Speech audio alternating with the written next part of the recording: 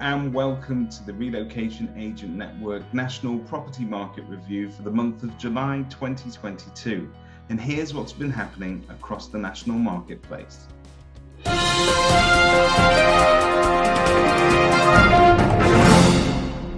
We interrupt your normal update to bring you breaking news from Westminster. Countless cabinet positions are up for grabs as Boris reshuffles. Prime Minister Boris Johnson resigns. But what does it mean for the property market? This month, we can't give our usual national market update without addressing the elephant in the room. What is going to happen as a result of all the politics that you see unfolding across the national media and across social media? Well, let's take a look at what normally happens in an average July. July is very often the time of the year where prime ministers decide to reshuffle their cabinet ahead of the summer recess. So in many ways, what's happening at the moment is not out of keeping at all.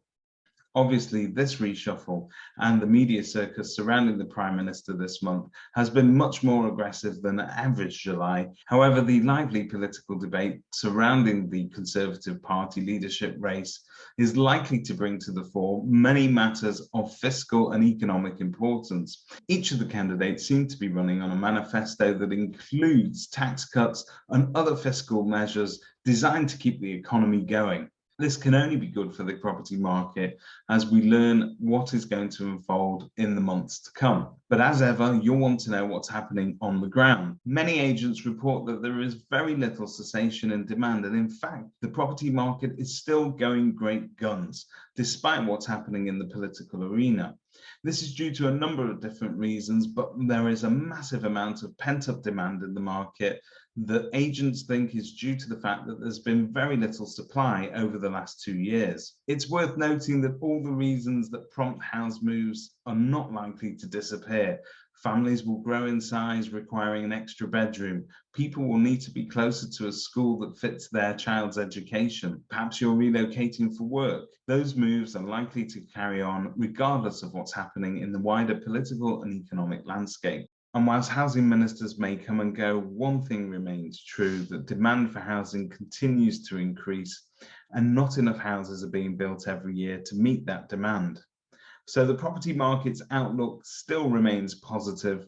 It may become a more challenging market at some point in the future. And whilst none of us have a crystal ball or will be able to tell what the property market may be doing in 6 months' time, now might be the opportune moment for you to speak to your local agent and to ask them for their advice on the value of your house within the current market to meet the demand that's currently out there.